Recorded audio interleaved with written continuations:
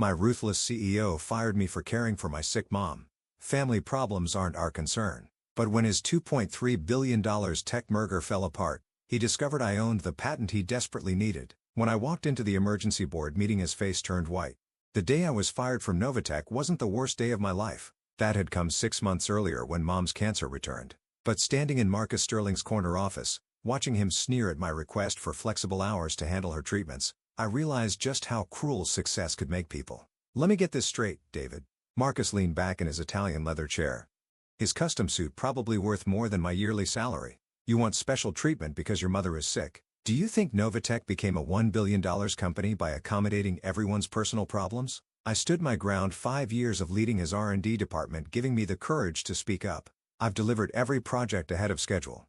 I can work remotely when needed. My team supports your team. He cut me off with a laugh that didn't reach his eyes. Let's be clear. They're my team. Everything here is mine. That's what happens when you're the CEO. The Manhattan skyline stretched out behind him through floor-to-ceiling windows, a perfect backdrop for his power play. On his desk, business magazines featured his face under headlines, like Tech's youngest billionaire and the new king of Silicon Valley. I just need 3 months. I tried again. The doctors say this round of treatment is crucial, and I need employees who put this company first. Marcus stood straightening his tie. Your mother's health issues are not Novatech's concern. If you can't maintain normal working hours, I'll find someone who can. The threat hung in the air between us. I thought about Mom, how she'd raised me alone after Dad died, working 2 jobs to put me through engineering school. How she'd never missed a science fair or graduation even when she was exhausted. How she'd beamed with pride when I landed this job at Novatech. Then I guess you'll have to find someone else, I said quietly. Marcus's smile was sharp as a knife. Security will escort you out. Your personal items will be shipped to you. He turned to his computer, already dismissing me. Oh, and David, don't expect a reference. As security walked me through the open office, past shocked colleagues, and whispered conversations, I caught a glimpse of the presentation slides on the main screen. Project Quantum, $2.3 billion merger with Tech Corp Industries. Little did Marcus know, but that merger was about to become his biggest nightmare. Because while he'd been busy building his empire on the backs of overworked employees, I've been quietly building something of my own. The idea had come during those long nights at the hospital during Mom's first bout with cancer. Watching the medical equipment struggle to communicate across different systems, seeing nurses waste precious time dealing with compatibility issues, I knew there had to be a better way. For 2 years, I'd worked on it in my spare time, a revolutionary quantum computing protocol that could seamlessly integrate any technological system regardless of manufacturer or operating system. The ultimate universal translator for the digital age. Novatech's contracts included the standard clause claiming ownership of any innovation developed using company resources, but I hadn't used a single company resource. Every line of code had been written on my personal laptop. Every test run through servers I built in my garage. And 3 months ago, just after Mom's cancer returned, I quietly filed the patents under my own name.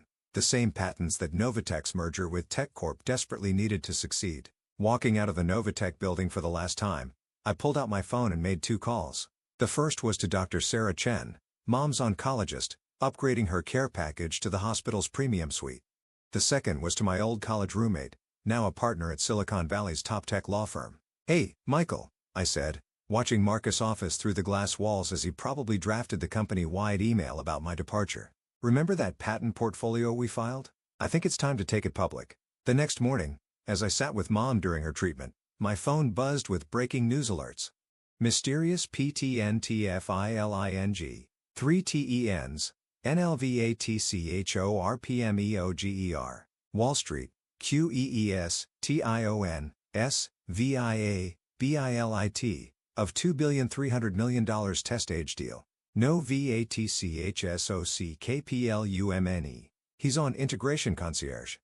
Mom looked up from her magazine, ever perceptive despite her illness. Something interesting on your phone, honey?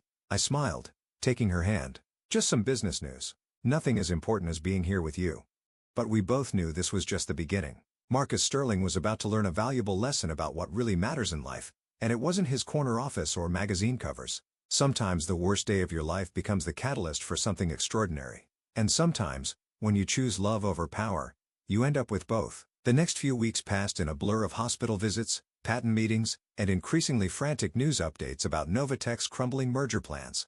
From my mom's premium hospital suite, I watched Marcus Sterling's empire start to crack. Tech Corp demands answers on integration protocol. Novatech faces shareholder revolt over merger concerns. Sterling's $2,300,000,000 dream deal on life support. You don't look very upset for someone who just lost their job, Mom observed one morning, her keen eyes studying me over her breakfast tray. Despite the aggressive treatments, she hadn't lost her sharp insight.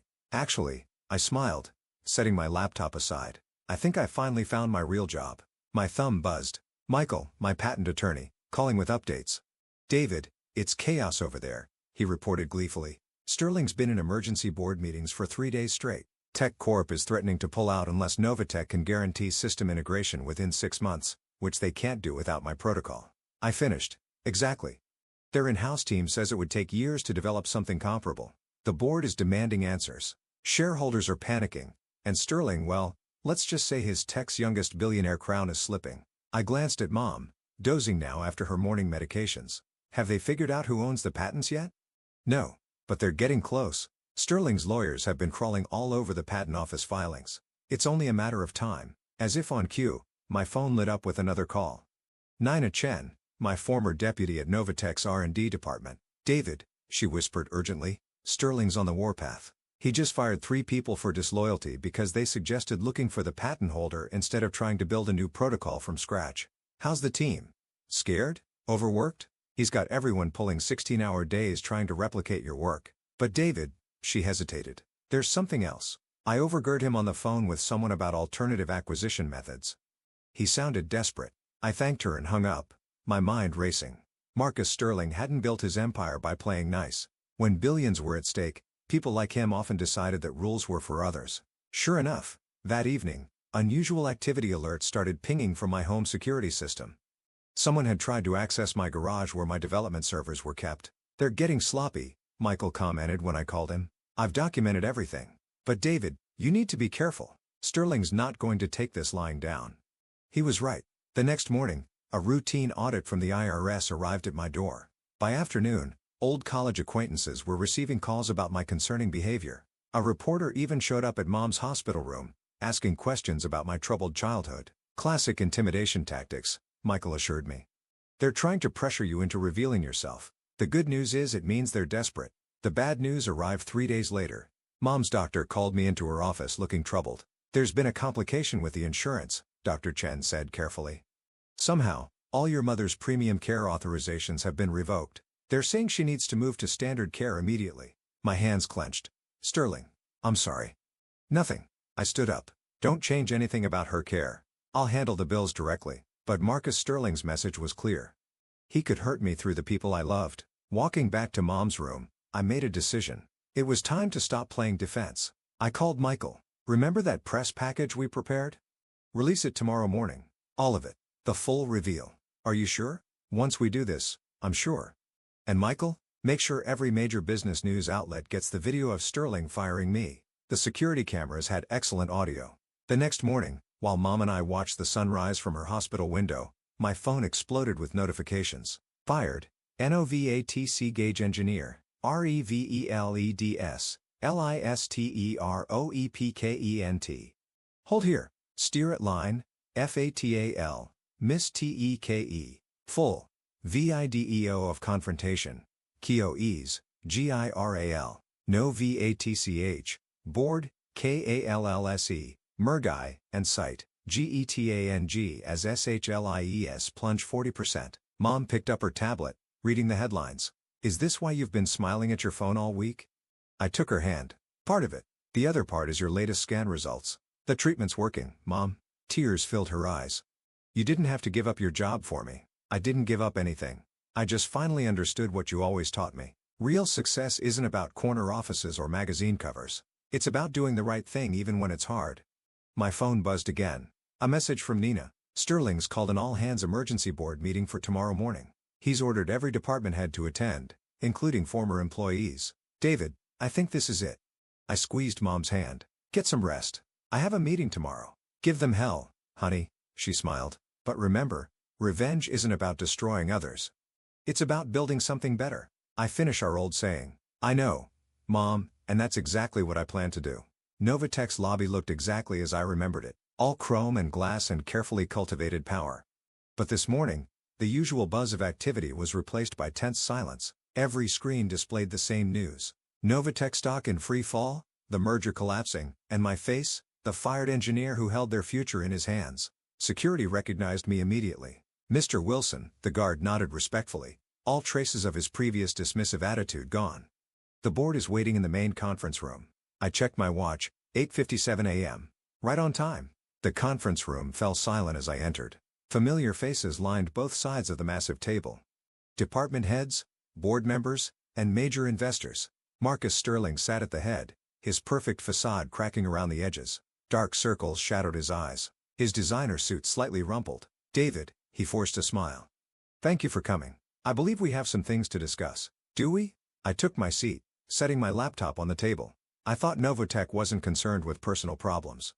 Several board members shifted uncomfortably. The video of my firing had gone viral, with Sterling's callous dismissal of my sick mother becoming a symbol of toxic corporate culture. "The past is the past." Sterling waved his hand dismissively. "We're here to talk business. Your integration protocol. Obviously, there's been a misunderstanding about ownership." "No misunderstanding." I opened my laptop. "The patents are registered to me personally. Every line of code was written on my own time using my own resources. Your lawyers have already confirmed this." "Then name your price," Sterling leaned forward. "Everyone has one." I pulled up a document on the main screen. "Actually, I have terms." "Terms?" Sterling's fake smile faltered. "First, Novatech will establish a comprehensive healthcare fund for all employees and their families. Full coverage, no exceptions." "That's not." "Second," I continued, "the company will implement strict work-life balance policies. No more 80-hour weeks or vacation shaming." "This is ridiculous." Sterling stood up. "We're offering you millions, and you want to play social justice warrior?" "Third," I met his glare steadily, "you resign as CEO, effective immediately." The room erupted in chaos. Sterling's face turned purple. "How dare you? How dare I?" I stood up slowly. "You tried to intimidate me. You targeted my mother's medical care. You even sent people to break into my home. You can't prove." "Actually," I tapped my laptop, bringing up another screen. "I can prove everything, including your insider trading last quarter, your offshore accounts, and those interesting emails about alternative acquisition methods." The board chairman cleared his throat. "Mr. Sterling, perhaps we should discuss these allegations privately." "This is absurd." Sterling slammed his fist on the table. "I built this company." "No." I corrected quietly. "You built an empire on other people's work and sacrifice. The real Novatech was built by engineers working overtime, by developers missing their kids' birthdays, by people like me who believed in creating something meaningful." I turned to address the board directly. "My integration protocol is revolutionary. With it, Novatech could dominate the tech industry for decades. Without it, the company will lose the merger and likely face a shareholder revolt." The chairman nodded gravely. "Your terms, Mr. Wilson, are non-negotiable." I finished. "But there's one more thing." I pulled up a final document, a press release announcing Novatech's new charitable initiative. The Grace Wilson Memorial Foundation, named for my mother, dedicated to supporting families facing medical crisis. "You're insane," Sterling whispered. "The shareholders will never." Actually, a new voice spoke up. James Chen, our biggest investor, stood. "The shareholders have already voted. Mr. Sterling, the board has lost confidence in your leadership. We accept Mr. Wilson's terms." What happened next was a blur of signatures and legal documents. By noon, Marcus Sterling had been escorted from the building, his empire crumbling around him. By evening, Novatech stock had stabilized as the markets responded to the announced changes. 1 week later, I stood in Mom's hospital room watching her read the news coverage. "Novatech announces revolutionary new direction," she read aloud. "Former R&D head David Wilson named CEO. My son, the chief executive." "Acting CEO," I corrected. "Just until we implement the changes, then I'm going back to R&D. That's where the real work happens." She smiled knowingly. "And the foundation?" "Already helping 3 families cover their cancer treatments." I took her hand. "Soon, it'll be helping 100. Your father would be so proud." She squeezed my fingers. "Not of the success, though that's wonderful, but of how you achieved it. You didn't let bitterness win. I learned from the best." I smiled. "How are you feeling?" "Better every day. The doctors are very optimistic." My phone buzzed. A message from Nina about the merger negotiations. TechCorp was thrilled with the new direction. The deal would go through bigger than ever. "You know," Mom mused, "Marcus Sterling never understood the most important thing about success." "What's that?" "Real power isn't about controlling others. It's about lifting them up. That's how you build something lasting." Looking out at the sunset painting the city skyline, I thought about everything that had changed. Novatech was transforming from a burnout factory into a model of corporate responsibility. Families like mine wouldn't have to choose between work and caring for their loved ones. And somewhere, Marcus Sterling was learning that true leadership isn't about corner offices and magazine covers. By the way, Mom added casually, when do you plan to tell them about your new quantum encryption protocol? I grinned. Some things never changed. Mom still knew me better than anyone. One revolution at a time, I replied. For now, let's focus on getting you better. After all, I squeeze her hand. Family comes first. Years later, people would study the Novatech transformation as a business school case. They'd analyze the strategy, the timing, the execution, but they'd miss the most important lesson. Sometimes the greatest victories don't come from destroying your enemies, but from transforming their weapons into tools for healing. And sometimes when you choose love over power, you end up changing not just the company, but an entire industry. As for me, I still work late sometimes, but now it's by choice. Usually brainstorming new ways to make the world a little better, one innovation at a time. After all, that's what real success looks like.